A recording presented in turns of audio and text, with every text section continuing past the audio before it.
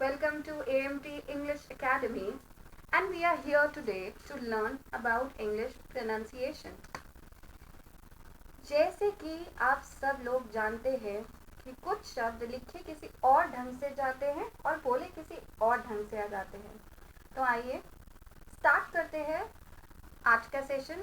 So come, let's start today's session, and this is about our silent rule in English pronunciation. So the first question arises, तो जो पहला question है जो हमारे दिमाग में आता है वो है why is R silent? और अगर है so when is R silent? The answer is R is silent when it is after a vowel. And how many types of vowels are there? There are A, E, I, O and U.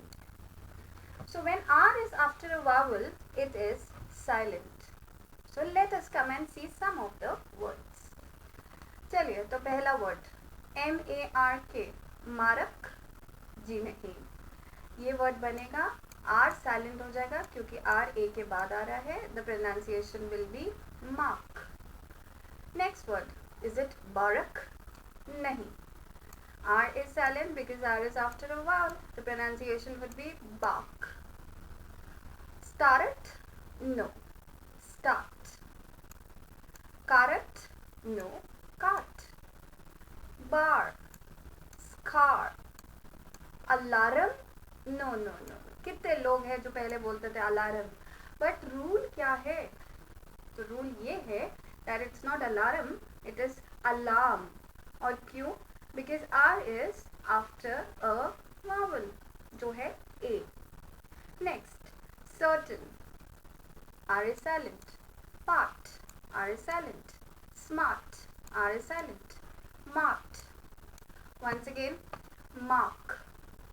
Bark, start, cart, bar, scarf, alarm, certain, part, start, marked. Now, there are some of the words, कुछ words ऐसे हैं जिसमें R silent नहीं है. क्यों? Because R यहाँ vowel के बाद ना आते हुए vowel से पहले आता है. So R is never silent when it is before a vowel. For example, graph, electrons. देखा, इसमें हम R pronounce कर रहे हैं. Ground, electricity, character. लेकिन जब हम कैरेक्टर की बात करें तो पीछे वाला हम साइलेंट करेंगे because it is after a vowel. लेकिन ये वाला जो आर फर्स्ट है we will not make it silent क्योंकि ये आर से पहले आ रहा है. Very good. So the pronunciation is character. Contribute, contribute क्योंकि आर वावल से पहले आ रहा है. Care, brilliant, air, argue, article, already. So now the next part, what happens when R is after E, I, O, U? A तो हमने पढ़ लिया. अब अगर R E, I, O, U vowel के बाद आए तो क्या होता है?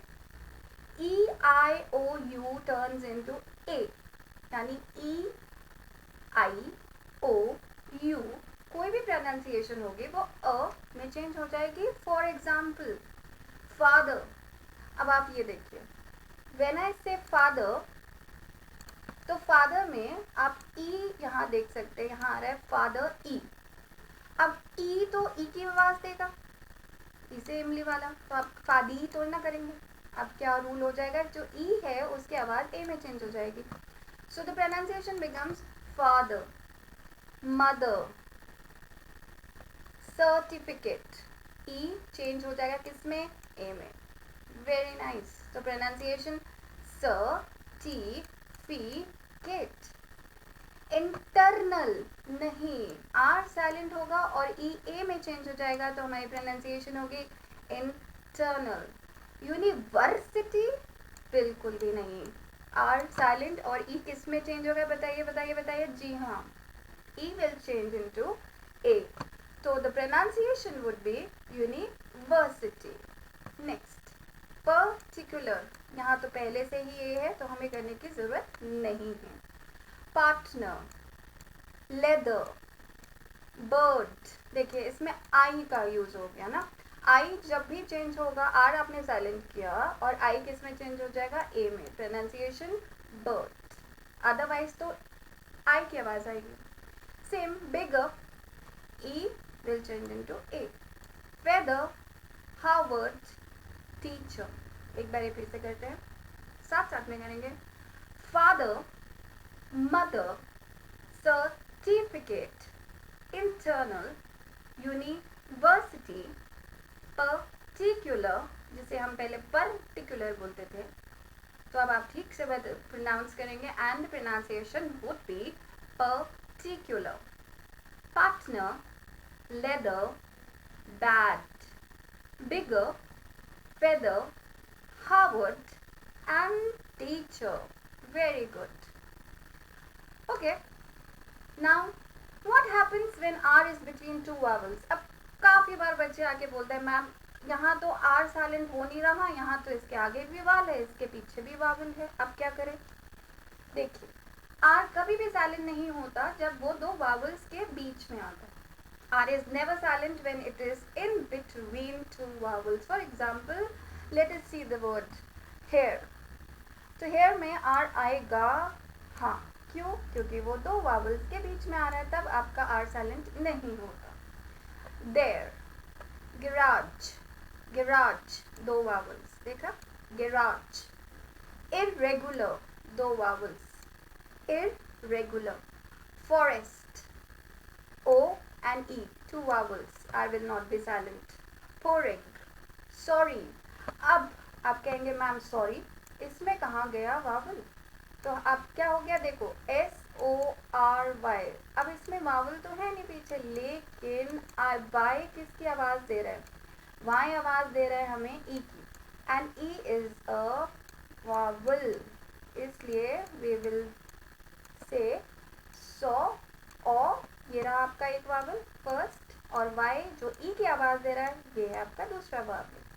सो सॉरी, इसमें आर साइलेंट नहीं होगा because it is coming between two vowel sounds. Next word Mary. अब देखिए फिर आप कहेंगे यहाँ तो आ गया, फिर यहाँ तो नहीं आ रहा, तो साइलेंट क्यों नहीं है? बिकॉज ई वाई किसकी आवाज देगा? ई की. And E is a vowel. Very good. So आपकी प्रोनाउंसिएशन क्या होगी? It will be merry. Story, again O-R-Y. Y will give you E sound and R will be between O and E sound. So the pronunciation would be story. Carrot. चलिए मेरे साथ once again we will repeat the words. Here, there, garage, irregular, forest, pouring, sorry, merry, story and carrot. Wonderful people. चलिए, now it is a time for revision. जो अभी मैं नहीं कराऊंगी, you will do all these words. और कोशिश करिए कि एक 11th वर्ड और कर लीजिए जो मैंने यहाँ पे नहीं लिखा, वो है verb. VERB. इसको भी आप बताएंगे मुझे कि साइलेंट है तो क्यों है, कौन सा रूल अप्लाई हो रहा है. The answers for this question of revision will be given in the comment section. आप नीचे scroll कर लीजिएगा, you will get the answers over there. And this is for today. Please don't forget to subscribe and like the channel. Until the time, I will wait for your likes and comments, people. Definitely. Until the time, keep smiling and have a nice day.